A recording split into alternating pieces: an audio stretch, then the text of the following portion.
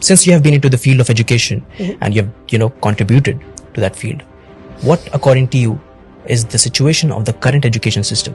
Okay, very interesting question, and this might take like 5 minutes for me to answer this No question. worries, all yours. I think let me divide this into 4 to 5 points. I think पहला तो ये कि जो हमारे पास आज education system हमारे India में है, क्या ये हमारा अपना एजुकेशन सिस्टम है? Sadly no. This education system was left behind by the Britishers. British ने जो एजुकेशन सिस्टम हमें दिया है वही आज हमारे पास है, with little changes in it. British की एजुकेशन सिस्टम करती क्या है? ये एजुकेशन सिस्टम बनाता है जॉब सीकर्स, ये एजुकेशन सिस्टम बनाता है कॉर्पोरेट स्लेव्स.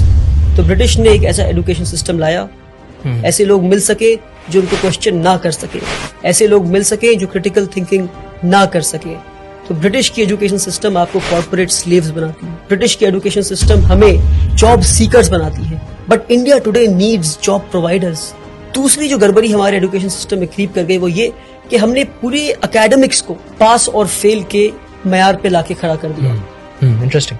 कि आप पढ़ाई करते हैं सीखने के लिए नहीं, आप पढ़ाई करते हैं पास या फेल होने के लिए. तो उससे होता क्या है? मेरे जैसा एक कमजोर बच्चा क्लास 1 में मैथ्स में 40 लाता है तो मुझसे कहा जाता है कि आप मैथ्स में पास हो गए. फिर मैं क्लास 2 में जाता हूँ, फिर मैं 40 लाता हूँ तो कहा जाता है कि आप मैथ्स में फिर से पास हो गए. तो यानी मैं 60 नंबर जो नहीं ला पाया तो 60% में नहीं सीख पाया. ये 60% बिना सीखे मैं क्लास 2 में गया, फिर 60% बिना सीखे मैं क्लास 3 में गया, फिर 60% बिना सीखे मैं क्लास 4 में गया. इसी तरह मैं क्लास 10 पहुंच जाता हूँ और 600% मेरे एजुकेशन में लूप रह गए, मेरे एजुकेशन में कमी रह गई. क्योंकि मुझे ये बताया गया कि पढ़ते सीखने के लिए नहीं है. मेरे एकेडमिक्स को लर्निंग परसेंटेज पे नहीं लाया गया, मेरे पढ़ने को पास या फेल पर लाकर मुझे 0 बना दिया गया. क्योंकि मैं पास होकर डिग्री तो ले लूंगा और मुझे जॉब भी मिल जाएगी और फिर किसी कॉर्पोरेट वर्ल्ड में मैं गुलामी के लिए पहुंच जाऊंगा.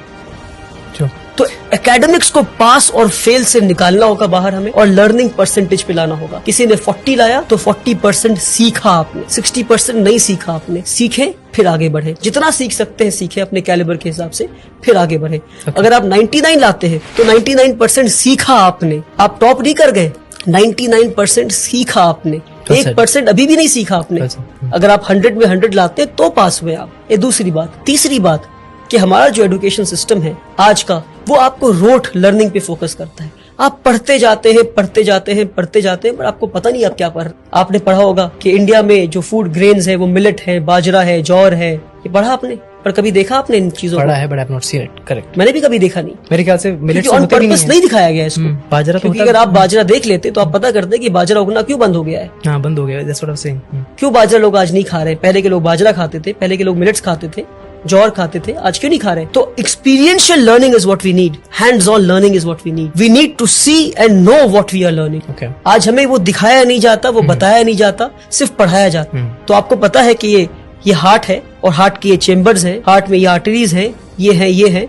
मगर आपको कभी इंसान का दिल दिखाया जाए तो आप बोलेंगे भैया ये क्या है? प्रैक्टिकल. ये practical learning is what we need आज के दिन पे. Hands on experiential learning. तीसरी चीज. तो चौथी चीज है वो ये कि हमारे एजुकेशन को हमने समझा कि एकेडमिक्स ही एजुकेशन है. क्या? एकेडमिक्स ही एजुकेशन है. Academics is just a drop in the ocean of education. I would say the remaining water is तरबियत, इज अपब्रिंगिंग. कि भाई आप बात कैसे करते हैं? Are you confident? Are you creative? Do you have critical thinking? Are you developing higher order thinking skills? Are you questioning things? Absolutely. How do you sit? How do you conduct yourself with people? ये सारी चीजों को छोड़कर हर चीज को academics पे ले आया. Academics is not education.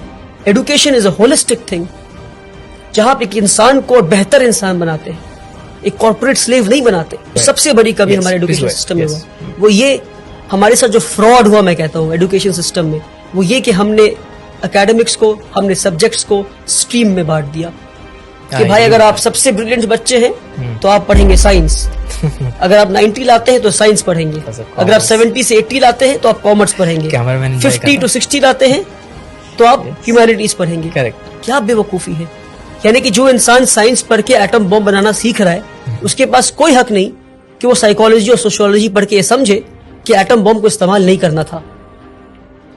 तो अगर एटम बॉम्ब बनाने वाले ने सोशियोलॉजी और साइकोलॉजी पढ़ा होता और एटम बॉम्ब जिसके हाथ में पहुंचा, अगर उसने साइकोलॉजी और सोशियोलॉजी पढ़ा होता तो उसे पता होता कि बॉम्ब फोड़ना नहीं था.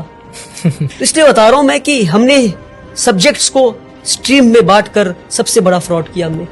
One of my favorite points. कि क्या मैं आखिरी फिजिक्स point. बहुत अच्छा point. सोशियोलॉजी के साथ नहीं पढ़ सकता? क्या मैं केमिस्ट्री हिस्ट्री के साथ नहीं पढ़ सकता? क्यों नहीं पढ़ सकता? अच्छा, कि अगर मैं आखिरी बात, अगर मैं साइंस पढ़ रहा हूं मैं, तो क्या मेरे पास हक नहीं कि मैं अकाउंट्स भी पढ़ूं मैं? तो आज जरूरी है मल्टी डिसिप्लिनरी लर्निंग का। But you're an expert of one thing. If people ask that, what would you say? You can have majors and minors. Yes, that's the answer. You need to have the hang of almost all the subjects. Makes sense. You need to learn accountancy. You need to know economics. You need to know history. You need to know sociology. You need to know psychology. You can be an expert of history, but you need to know the basics of physics. पर हमारे साथ ये fraud किया गया। आप physics पढ़ेंगे पर आप हिस्ट्री नहीं पढ़ सकते, आप सोशियोलॉजी पढ़ेंगे पर आप केमिस्ट्री नहीं पढ़ सकते। क्यों किया हमारे साथ ये फ्रॉड आपने? क्यों? क्योंकि आपको कॉर्पोरेट स्लेव्स चाहिए थे।